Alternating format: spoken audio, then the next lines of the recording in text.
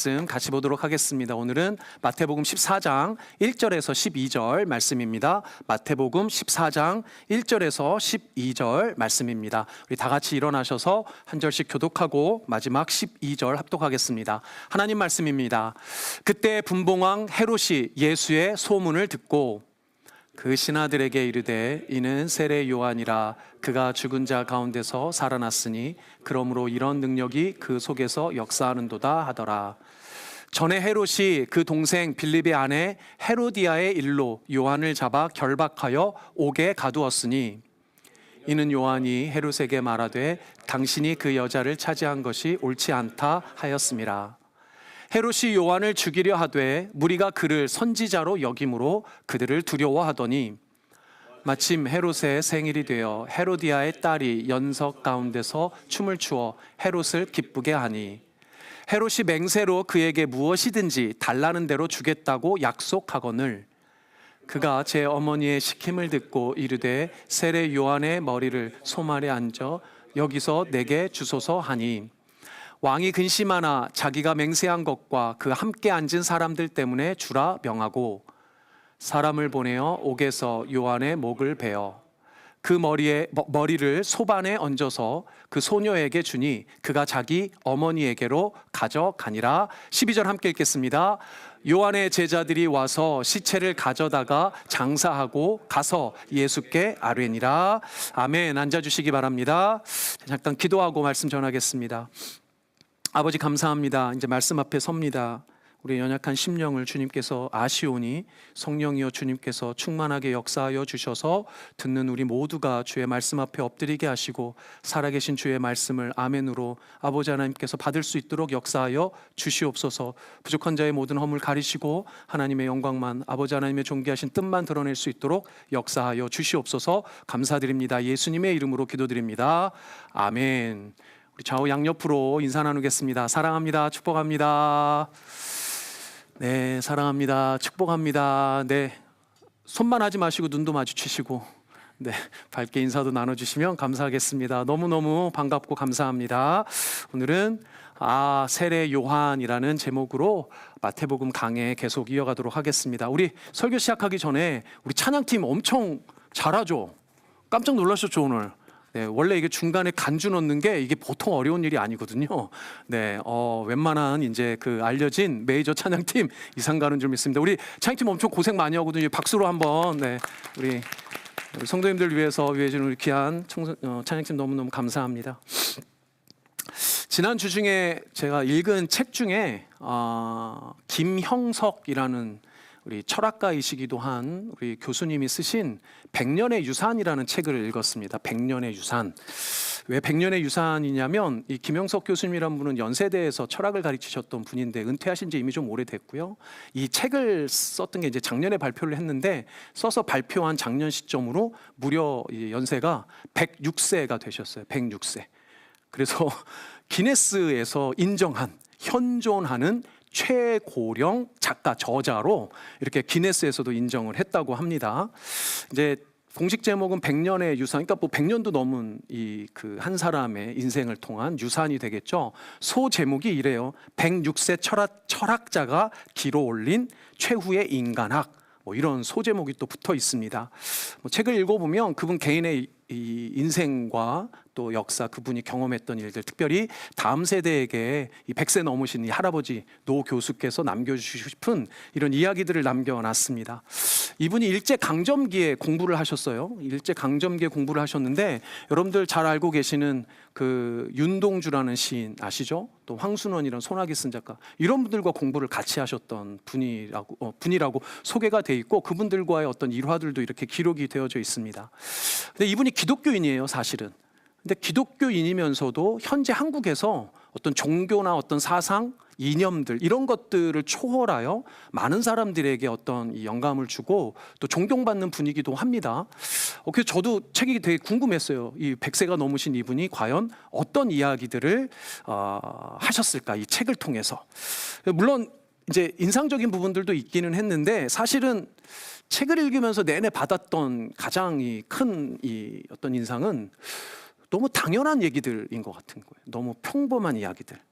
어떤 이 특별한 사상적 위대함이라든지 어떤 이 대단한 어떤 문장이나 어떤 그 감동을 주는 표현이라든지 뭐 이런 게 별로 이렇게 크게 눈에 띄지를 않는 겁니다. 100세가 넘으신 철학자가 작정을 하시고 쓴 책이니까 뭔가 좀 있지 않을까, 뭔가 대단한 게 있지 않을까라는 이런 기대를 좀 하고서 보았는데, 사실 한 중고등학생만 돼도 충분히 알아들을 수 있는 너무나도 당연한 이야기들을 이제 반복하는 이런 느낌이 들어서 조금 또 실망을 할 뻔했어요. 그래서 마지막 책장을 다 덮을 때까지 그런 마음으로 이렇게 책을 보면서 무슨 얘기를 하고 싶은 걸까 이렇게 곱씹어 보다가 불현듯 딱 깨달은 게 있습니다. 그게 뭐냐면 이거예요. 너무 당연한 것들이 당연하게 되고 있지 않기 때문에 그걸 그렇게 거듭 강조해서 말씀하시는구나라는 생각이 들었습니다. 당연한 일들이 잘 되고 있다면 굳이 그 당연한 얘기 하실 필요가 없을 텐데, 이 노 교수, 이 노학께서 그게 염려가 되셨고 마음에 걸리셨구나라는 생각이 딱 들었습니다. 사실 이분이 뭐 어떤 대단하고 위대한 어떤 사상이나 표현을 몰라서 안 하셨겠습니까? 물론 그런 거 아닐 것 같아요. 근데 이분이 그런 당연한 표현들을 쓰신 건 그 당연한 기초가 중요한 거구나라는 생각이 딱 들었습니다. 그런 의미에서 우리가 신앙인으로 내 인생에 기초적인 신앙이 잘 갖추어지고 있는지, 당연히 신앙인으로서 해야 되는 건 잘 하고 있고 잘 알고 있는지, 이런 생각을 하면서 불현듯 딱 깨달은 건, 야, 내가 진짜 교만한 사람이구나 이런 생각이 탁 들었어요. 내가 정말 교만하구나. 여러분들 신앙도 마찬가지로 당연한 걸 당연하게 잘 해내는 게 정말 중요합니다. 기초가 정말 중요해요. 우리 성경 일독, 성경 통독, 제가 오늘도 이제 광고할 때 말씀을 드렸는데, 사실 하나님의 말씀을 아는 건 신앙인으로서 제일 기초입니다. 너무나도 당연한 거예요. 오늘 사실 본문에서도 찾을 수 있는 영적 교훈은 마지막 결론부에 가면 너무나도 당연한 이야기일 수도 있습니다. 우리가 너무 흔하게 듣는 이야기일 수도 있어요. 그러나 하나님의 자녀로서, 예수 그리스도의 제자로서, 신앙인으로서 아주 중요한 기초라는 거예요. 우리가 그 기초, 당연한 것을 당연하게 깨닫고 당연하게 잘 하지 못한다면 아무리 대단한 액션이 있고 아무리 대단해 보이는 삶을 살아도 사실 큰 의미가 없을 수도 있습니다. 그런 의미에서 오늘 우리가 본문에 세례 요한의 죽음을 다루고 있는데, 이 세례 요한이라는 인물이 예전에도 말씀드렸듯이 대단히 독특한 인물입니다. 근데 그의 죽음도 대단히 독특해요. 그 죽음 가운데서 찾을 수 있는 우리 영적 기초가 무엇인지를 같이 좀 보았으면 좋겠습니다. 오늘 본문은 세례 요한의 죽음을 다루고 있습니다. 말씀드린 대로. 근데 세례 요한의 죽음을 다루면서 사실은 마태가 하고 싶은 이야기는 세례 요한에 대한 이야기는 아닙니다. 마태가 진짜 하고 싶은 이야기는 예수님에 대한 이야기예요. 오늘 본문의 시작이 그렇습니다. 오늘 본문의 14장 1절, 2절이 이렇게 시작이 되죠.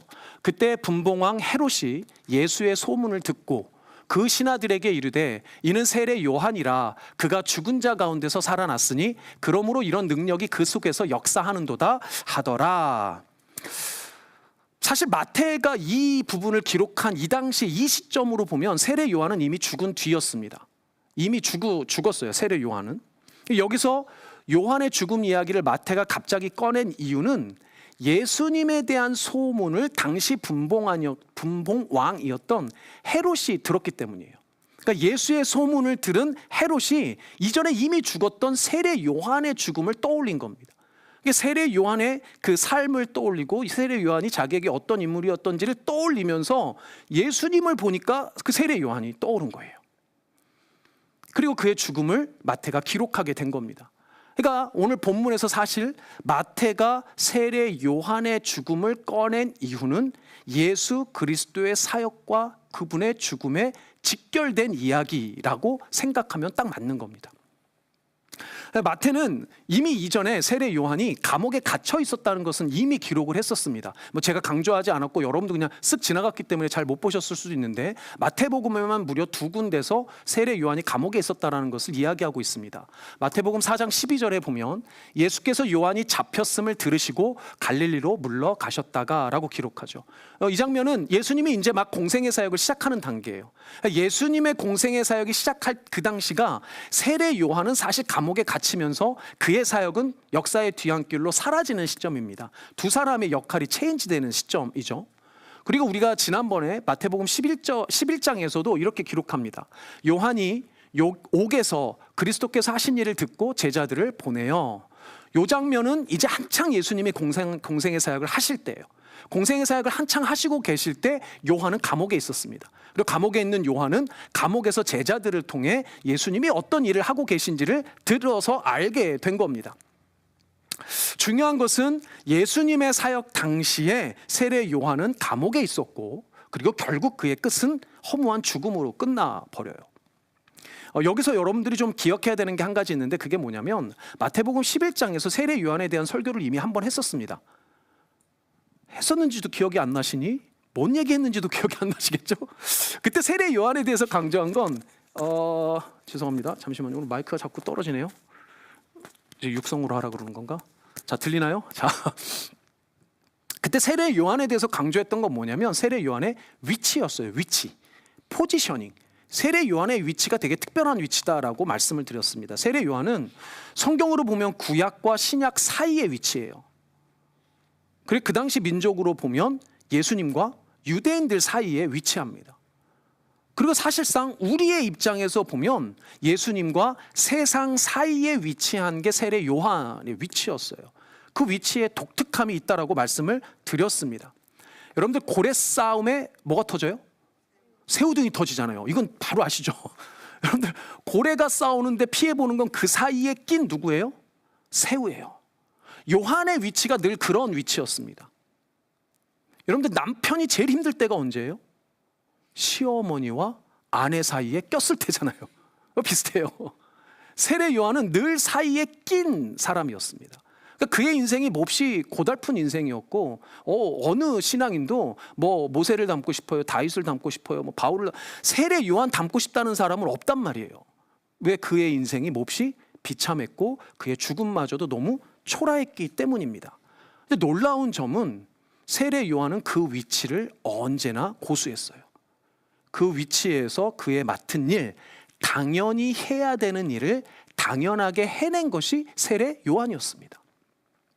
오늘도 그러한 요한의 면모를 보게 될 텐데, 사랑하는 성도님들, 다시 한번 강조하지만 하나님께서 여러분들에게 허락하신 위치가 있습니다.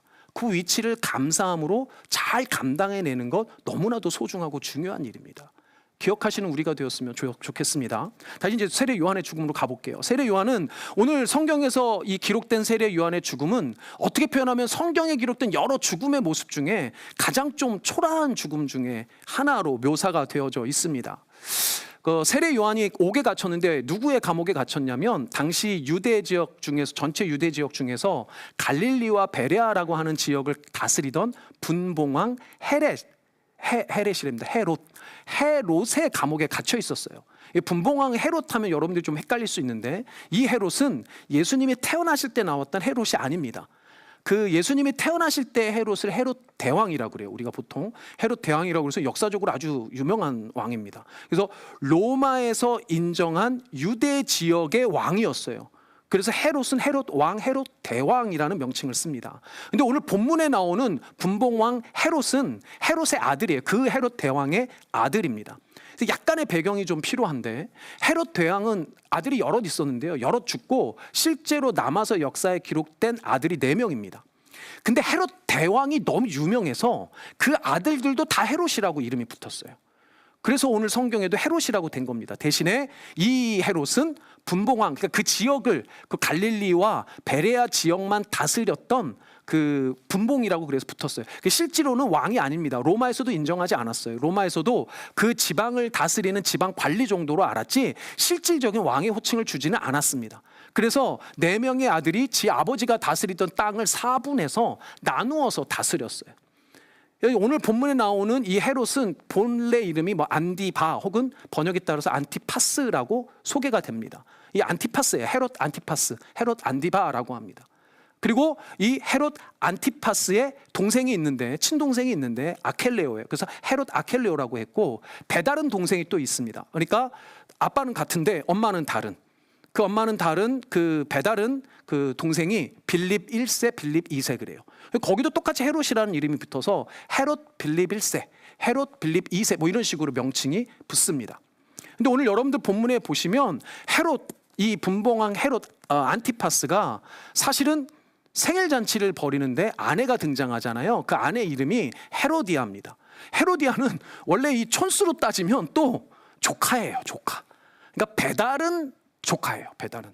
요 라인이 다른, 아빠는 같고 라인이 다른 조카이기도 한데, 사실은 그거보다 중요한 건 자기의 그 배달은 동생이었던 헤롯 빌립 1세의 아내였어요, 원래.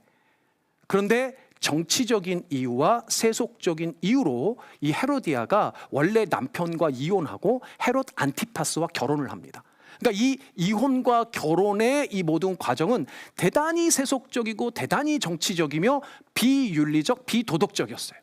이것을 안 세례 요한이 막 비판을 합니다. 좀 나쁘게 표현하면 아주 쌍욕을 해요.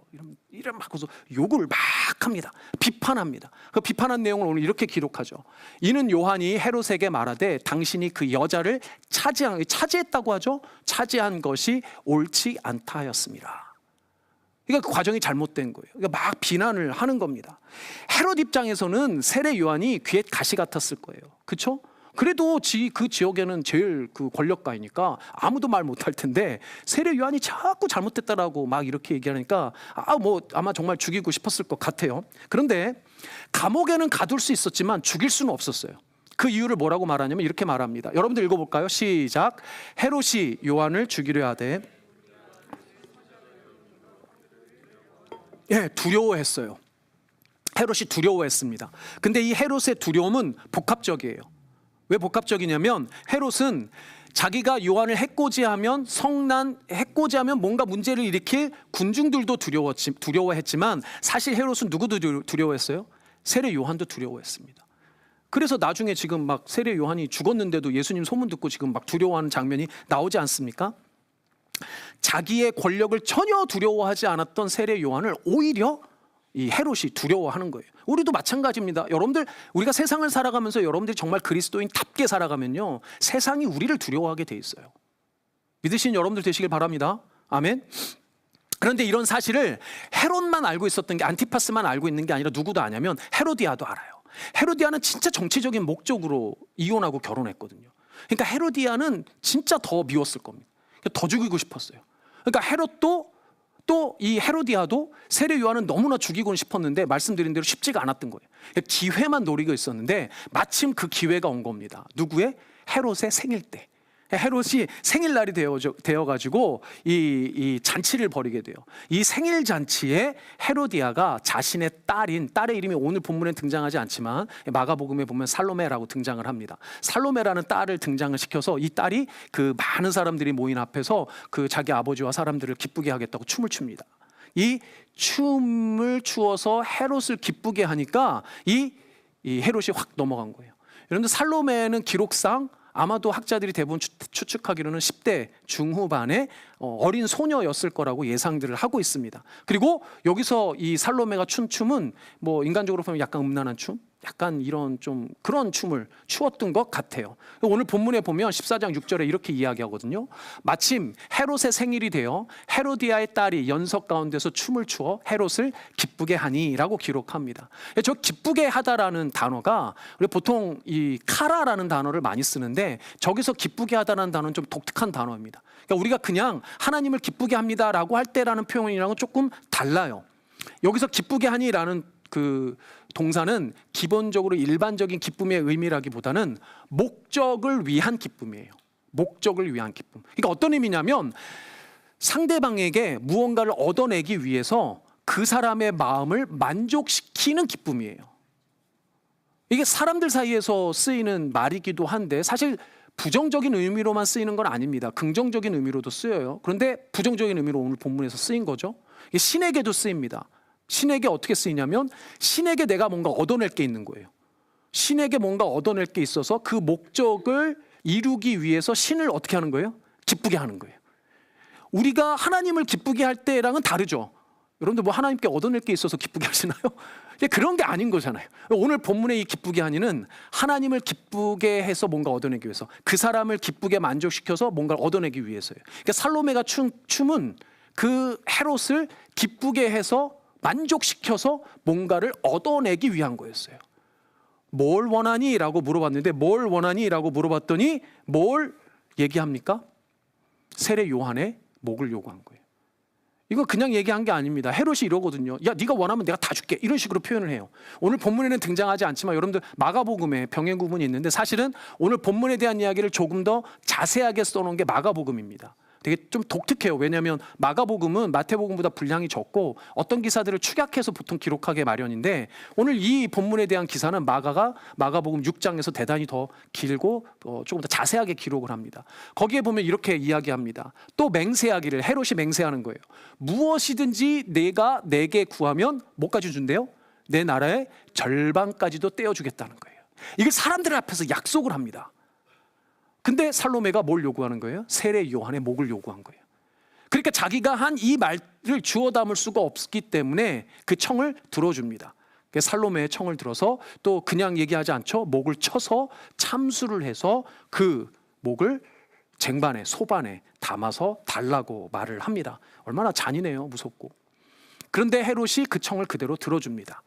그래서 요한은 감옥에서 참수형 당하고 그 목이 소반에 담겨져 사람에게 나오는 참혹한 죽음을 맺게 됩니다.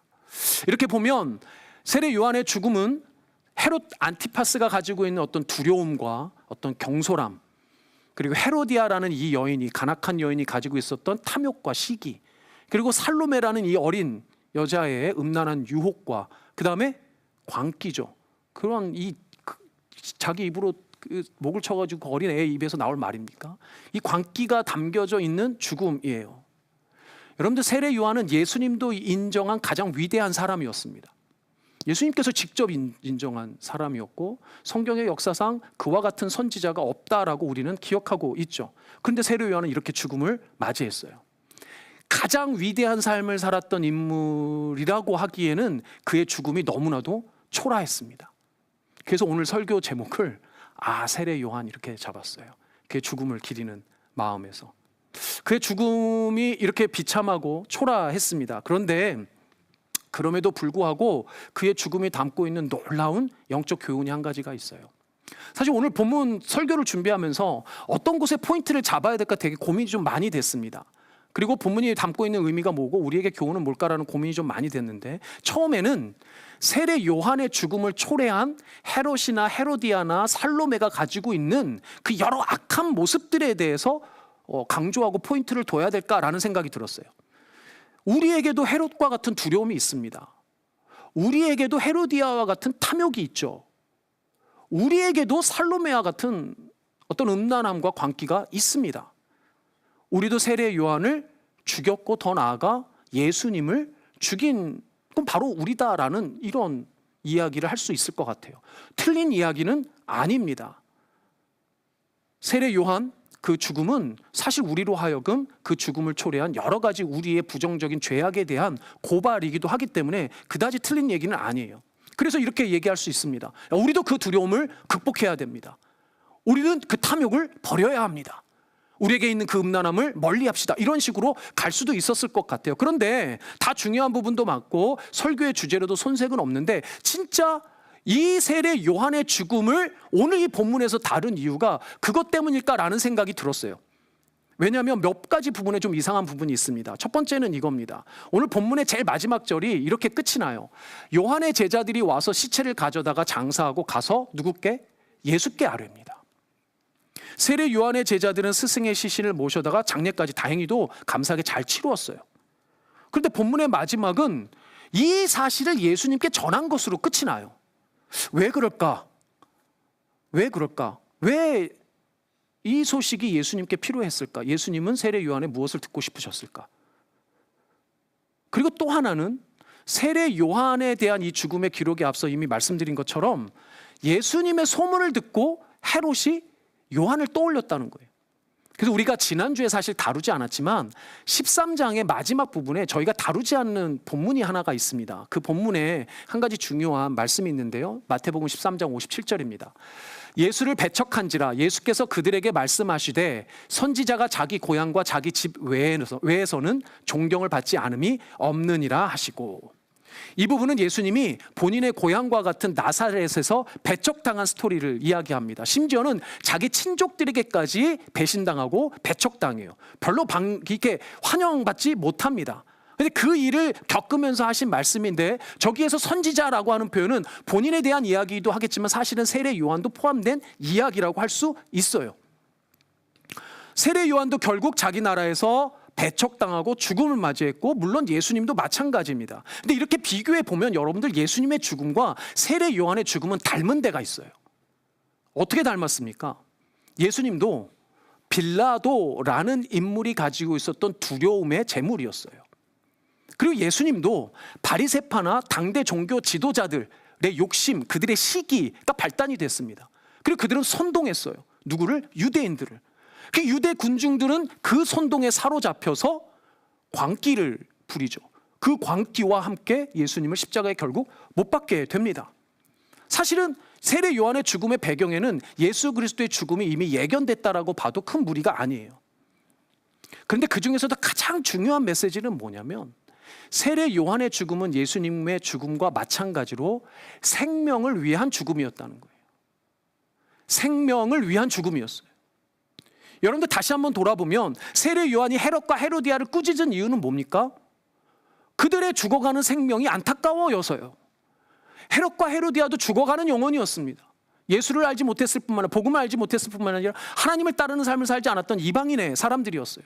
사실 그들의 죽음이 안타까워 생명을 위한 외침으로 계속 부르짖었던 겁니다. 그리고 사랑하는 여러분, 어찌되었건 나라의 지도자가 윤리적 도덕적으로 타락하면 그 나라의 백성들도 마찬가지예요. 그래서 나라의 지도자가 중요한 것 아니겠습니까? 오늘 본문의 끝에 보면, 오늘 본문 1절에서 보면 죽은 자 가운데서 살아났다라는 표현이 있어요. 죽은 자 가운데서 살아났다. 헤롯이 뭐라고 착각하냐면 요한이 부활했다라고 착각을 해요. 그러니까 그의 죽음은 생명으로 이어져요. 그리고 오늘 본문 이후에 12절이 끝나면 우리 다음 주에 보겠지만, 다음 주에 나오는 본문의 내용이 뭐냐면 그 유명한 오병이어의 사건이에요.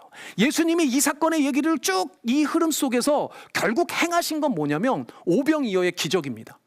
오병이어는 생명을 살리는 기적이에요. 고향 땅에서 배척당하고 세례 요한의 죽음을 들은 예수님이 그 죽음 이후에 무엇에 대해서 이야기하십니까? 생명에 대해서 이야기하세요. 그러니 세례 요한의 죽음도 결국 생명을 위한 죽음이며 예수 그리스도의 죽음도 생명을 위한 죽음이라는 거예요. 사랑하는 여러분, 오늘 본문에서 요한의 죽음은 초라해 보이지만, 인간의 눈으로 보면 너무나도 참혹하고 초라해 보이지만, 놀랍게도 그의 죽음은 생명을 위한 죽음이었습니다. 예수 그리스도의 죽음은 인류 역사상 가장 처참하고 안타까운 죽음이었지만, 그의 죽음이 우리에게 너무나도 감사한 것은 그의 죽음은 죽음의 끝이 아니라 생명으로 이어진 죽음이었기 때문이에요. 오늘 세례 요한의 죽음이 마찬가지라는 겁니다. 그 안에서 우리가 찾아야 될 영적 교훈이 있다는 거예요.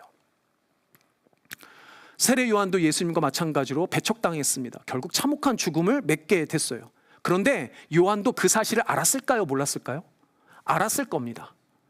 감옥에 갇히는 거 알았겠죠. 감옥에 갇혀서 내가 곧 죽을 수도 있다는 거 알았겠죠. 여러분들 좋았겠습니까? 싫었겠습니까? 좋았을까요? 싫었겠죠, 인간적으로 생각하면. 그런데 그게 본인의 위치라니까요. 본인의 사명이라니까요. 본인의 그 사명을 거부하고 싶었을 것 같아요. 다른 이의 생명을 살리겠다고 내가 죽는 사명? 예수님도 아니에요. 본인은 사람이에요. 그냥 너무나도 고귀한 사명이지만 그래도 그게 쉬웠을까냔 말이죠.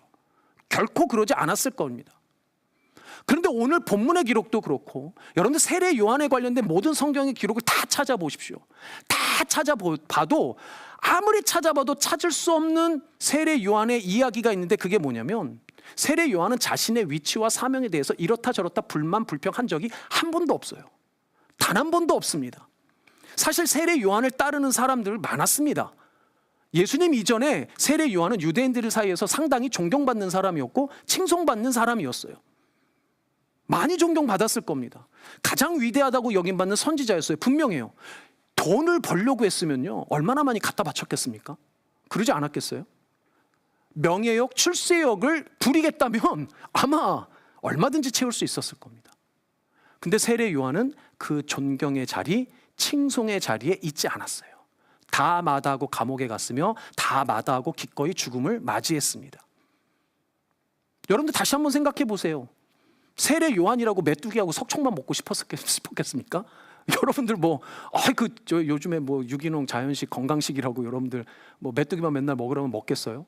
세례 요한이라고 소고기 특불 여기 말로 뭐라고 그러죠? 좋은 소고기 이런 거, 양고기 먹을 줄 몰라서 안 먹었겠습니까? 여러분들 세례 요한이라고 낙타털 그 옷 한 벌 가지고 사계절 나고 싶었겠어요?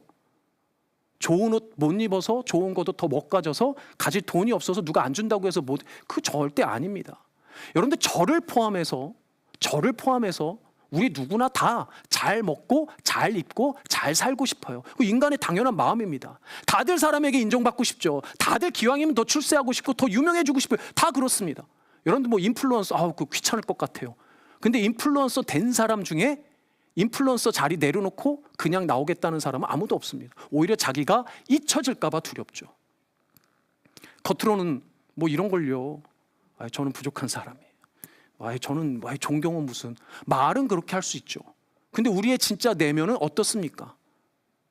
나 정도면 이 정도면 괜찮게 살고 있는 거 아니야? 이만하면 됐지. 근데 왜 사람들은 나 이 정도로밖에 몰라주지? 이런 마음 우리에게 혹시 없습니까? 세례 요한도 사람이었습니다. 죽음도 분명히 두려웠을 거예요.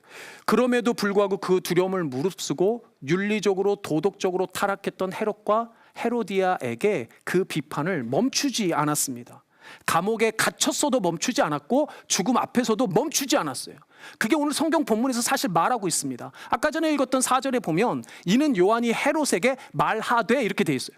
너 잘못했어 라고 말하는 거예요. 근데 저 말하되라는 저 동사는 지속적으로 말했다는 거예요. 계속 말했다는 거예요. 멈추지 않고 계속 말했다는 거예요. 계속 말한 겁니다. 계속 비판한 겁니다. 한두 번이야 그럴 수 있죠. 은근슬쩍 같이. 그러나 세례 요한은 멈추지 않았어요. 계속 말했습니다. 예수님도 마찬가지입니다. 예수님도 십자가 앞에 죽으시기까지 끝까지 멈추지 않았습니다. 요한에게도 누구나 다 가지고 있는 잘 먹고 잘 살고 싶은 욕구, 인정 욕구, 명예 욕구 다 있었습니다. 그러나 그게 우선은 아니었어요. 최소한 두려움 없이 안전하게 살고자 하는 안정 욕구는 인간의 기본적인 정서입니다. 가장 기본적인 욕구예요. 그런데 세례 요한은 그마저도 우선순위에 두지 않았습니다. 그런 것이 아예 없을 수도 없고 때로는 우리에게 그게 필요한 것도 맞지만 그래서 그런 우리의 연약함을 우리 주님이 너무 잘 아시는 것도 맞아요. 하지만 그럼에도 불구하고 그런 모든 것들이 우리 삶의 우선순위가 되어서는 안 된다는 거예요. 그게 세례 요한의 삶입니다. 세례 요한은 광야에 외치는 자의 소리였어요. 선지자로서 하나님이 주신 그 뜻과 말씀, 예수님을 예비하는 자로서의 위치를 절대 놓치지 않았습니다. 당연하게 지켜냈어요. 그 주신 사명에만 집중하기 위해서 다른 인간적인 욕구를 내려놓기 위해서 메뚜기와 석청만 먹은 거고요. 낙타털 그거 한 벌 입고 살았던 겁니다. 모든 건 다 이 순위로 뒤로 미루었어요. 그런데 놀랍게도 성경에 이런 세례 요한의 삶은 되게 특별한 삶이 아니에요. 왜냐하면 여러분들 세례 요한의 삶의 이런 태도를 뭐라고 우리는 알고 있냐면 자기 부인이라고 알고 있어요. 따라해 볼까요, 여러분들? 자기 부인. 예수님이 말씀하셨습니다. 자기를 부인하고 너의 십자가를 지라고 말씀하셨어요. 너무나도 잘 아는 말씀. 왜 모릅니까? 이건 신앙생활의 기본이고 기초고 당연한 메시지입니다. 자기를 부인하고 자기 십자가를 지는 삶. 세례 요한은 그런 삶의 모범이었어요. 그리고 오늘 본문에서 예수 그리스도의 죽음과 세례 요한이 죽음이 연결되는 이유는 여기에 있습니다. 세례 요한은 선지자로서 생명을 살리는 그 사명을 멈추지 않았어요. 인간의 욕심과 인간의 욕구, 기본적인 본능조차도 그의 사명 앞에 내려놓고 그 사명을 지키는 삶을 멈추지 않았습니다. 세례 요한도 연약한 사람이었지만 그 연약함에 매이지 않고 자기 부인을 멈추지 않았어요. 우리도 마찬가지입니다. 우리도 연약하지만 그 연약함을 인정하되 매이지는 말아야 돼요. 인정하되 매이지는 말아야 돼요. 그리고 정말 중요한 것은 내 자기 부인의 삶을 어떻게 하지 말아야 된다는 거예요? 멈추지 말아야 돼요. 자기 부인의 삶, 생명을 살리는 그리스도인, 우리 너무 익숙하게 잘 알고 있는 당연한 메시지입니다. 너무 당연한 메시지예요. 우리에게 이 표현은 너무나도 당연하게 들려서 오히려 식상하게 들릴 수도 있습니다. 근데 진짜 문제가 뭐냐면 당연한 것을 당연한 것으로 여기기만 하지 그 당연함에 대한 문제의식을 갖지 못한다는 게 문제예요. 그래서 김영석 교수님이 이렇게 이야기합니다. 그분이 강조하는 것 중에 하나가 문제의식을 느껴라예요. 문제의식을 느껴라. 너무나도 당연하지만 잘 따르지 못하는 이유는 문제의식 자체가 없기 때문에 그래요. 더 놀라운 사실은 우리는 어쩌면 그 문제의식을 느끼기 싫어서 문제의식 자체를 피하고 있는지도 모릅니다. 여러분들 집에 쓰레기 있잖아요. 쓰레기 이렇게 쌓아놓다 보면 이게 갖다 놓기 싫으면, 이게 버리기 싫으면 쓰레기 이렇게 모아서 어떻게 해요? 내 눈앞에 이렇게 치우잖아요. 그래서 그런 경우 없어요? 저는 가끔 있는데. 이렇게 쓰레기 이렇게 쓰면 내다 이제 와이프가 얘기하기 전에 내다가 이제 막 그러기 싫으면 그쪽으로 눈을 안 돌린다니까요. 보기 싫어갖고 보면 보여야 될 거. 저만 그런가 보군요. 놀렐루야. 여기 설거지 막 쌓아놓으면 하고 싶은데 막 그러면 누가 보면 야 내가 보지 마 뭐 이런 거 안 해요? 안 하시는군요. 네. 저보다 성숙하신 여러분들 문제의식을 느끼시기 바랍니다. 제가 문제의식을 느껴야 되네요. 비슷한 거예요. 비슷한 거.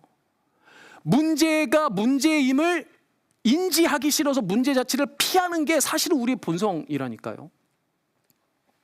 자꾸 보면 마음에 걸리니까, 문제의식이 생기면 양심이 걸리니까 피하는 겁니다. 그런 면에서 우리는 아주 사소한 일상에서도 너무나 당연한 자기 부인을 안 하고 사는 걸지도 모릅니다. 우리가 그리스도인으로서 마주하는 이 자기 부인의 이유는 사실 그런 사소한 게 아니라 훨씬 놀랍고도 아름답고도 멋진 사명입니다. 왜요? 생명을 살리는 자기 부인이기 때문에 그래요. 생명을 살리는 일이기 때문에 그래요. 여러분들 예수를 전하는 일, 복음을 전하는 일, 여러분들 그리스도인답게 사는 일의 모든 것은 생명을 살리기 위한 겁니다. 세례 요한처럼 죽음으로 생명을 살리겠다는 그렇게 너무 거창한 것 아니어도 좋습니다. 뭐 우리 보고 누가 죽으라는 사람도 없습니다. 그거 가지고. 그럼에도 불구하고 우리가 살면서 내가 혹시나 누리고 있는 너무 지나친 탐욕과 이기심이 있다면 그것 정도는 내려놓고 예수님이 원하시는 일을 하기 위해서 조금 더 애쓰는 건 필요하다는 거예요. 조금 더 실천적으로 이야기해 볼까요? 우리가 만들어가는 이 교회 공동체 안에서도 마찬가지입니다. 여러분들이 가지고 있는 고집이 있고 여러분들이 가지고 있는 이기심이 있어요. 공동체를 살리기 위해서 스스로의 욕심과 평안 조금 뒤로 하고 공동체에 필요로 하는 일을 우선 해보시기 바랍니다. 어쩌면 지금까지 신앙생활을 하면서 너무나도 당연하게 매주 하잖아요. 한 번 예배 드릴 때 사랑합니다, 축복합니다 얼마나 합니까? 근데 제가 누누이 말씀드리지만 말로만 이제 말은 되잖아요. 이제 말은 되더라고요. 이게 잘 하시니까 안 쑥스러워하고 웃으면서 하시잖아요. 근데 여러분들 마음도 진짜 그런가요? 상대방을 먼저 인정해주고 상대방을 먼저 배려하고 있나요? 그 사람의 마음이 어떨지를 헤아리면서 말씀하고 있나요? 내가 그냥 해오던 대로 하던 거 아닙니까? 우리는 너무나도 내 중심이어서 내가 무엇을 했고 내가 무엇을 말했는지만 중요하지. 그래서 내가 무엇을 말한 그것이 선한 의도고 선이라고 생각하면 다 선할 줄 알아요. 그런데 아니에요. 제가 설교 강단에서 아무리 좋은 메시지로 해도 듣는 사람에 따라서 그 이상하게 받아듣는 사람도 있다니까요. 그러니 내가 무엇을 했고 내가 무엇을 말했는지가 아니라 내가 무엇을 행하고 무엇을 말할 때 상대방이 어떤 마음이 들지 상대방의 상황은 어떨지에 대해서 우리가 조금 더 배려하고 인정하고 존중하는 마음이 필요하다니까요. 그게 서로 사랑하고 서로 축복하라는 메시지 안에 담겨져 있는 겁니다. 근데 이게 특별한 게 아니잖아요. 너무 당연한 일이지 않습니까? 우리가 몰라서 못하는 게 아닙니다. 믿음의 성숙은 다른 게 아니에요. 우리가 믿음의 성숙을 구하고 있는데 그 첫걸음은 신앙인으로서 해야 될 그 당연한 걸 먼저 하는 겁니다. 그 기초를 잘 갖추는 거예요. 그 핵심은 오늘 세례 요한의 죽음을 통해서 얻을 수 있는 핵심은 자기 부인입니다. 사랑하는 여러분, 자기를 부인하고 오직 예수 그리스도가 우리에게 주신 그 말씀을 따라 십자가의 삶을 십자가를 지는 삶을 사는 것, 그게 자기 부인의 삶이고 당연한 신앙인의 삶이고, 그 작은 몸짓 하나가 여러 생명을 살릴 수 있는 위대하고 놀라운 멋진 일이라는 걸 기억하는 우리가 되었으면 좋겠습니다. 아멘. 네, 우리 같이 찬양했으면 좋겠습니다. 우리 아까 전에 내 삶을 그분께라는 찬양 했었는데요, 좀 최근에 나온 찬양이어서 모르시는 분들도 많겠지만 그래도 오늘 한번 불러봤으니까 우리 함께 찬양했으면 좋겠습니다. 이 찬양의 가사처럼 우리의 각자의 상황은 사실 우리가 예상 못한 상황이기도 하고 이해할 수 없는 상황이기도 하고 때론 너무 힘든 상황일 수도 있습니다. 근데 놀라운 건 우리의 그 믿음은 하나님의 뜻, 예수 그리스도의 그 뜻에 따라 삶을 사는 우리의 믿음은 하나님께서 반드시 선으로 갚아주실 거라는 거예요. 생명으로 갚아주실 줄 믿습니다. 순종한 우리 되었으면 좋겠습니다. 함께 하겠습니다.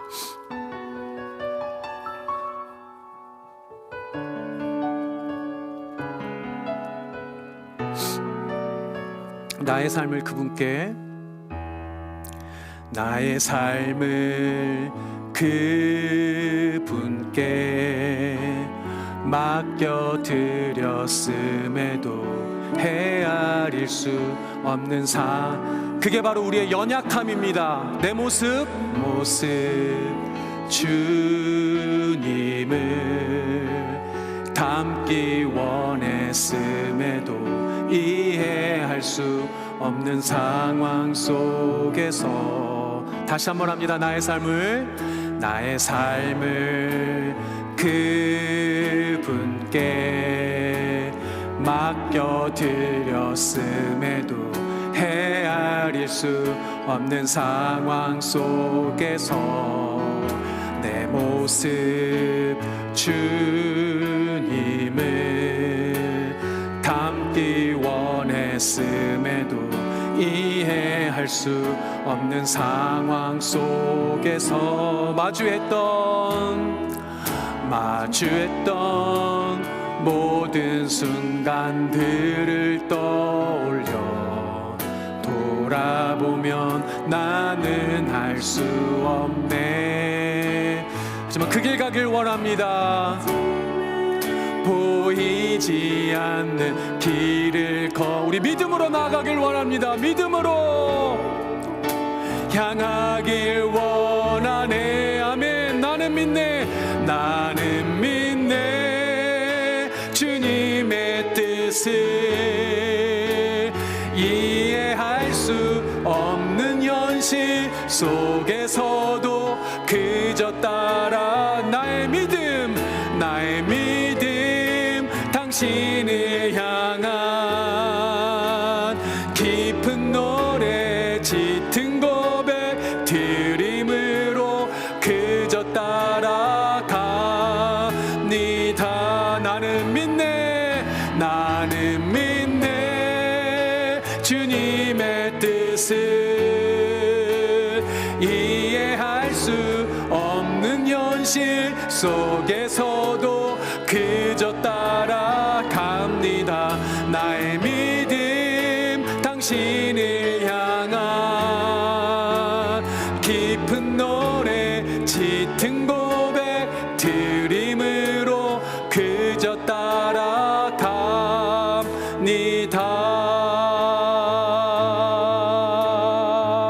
아멘. 네, 여러분들 가슴 위에 손을 얹으시기를 바랍니다. 가슴 위에 손을 얹으시면 제가 여러분들 위해서 기도하고 축도하고 예배 마무리하겠습니다. 아버지 하나님, 우리의 삶의 자리는 참 연약합니다.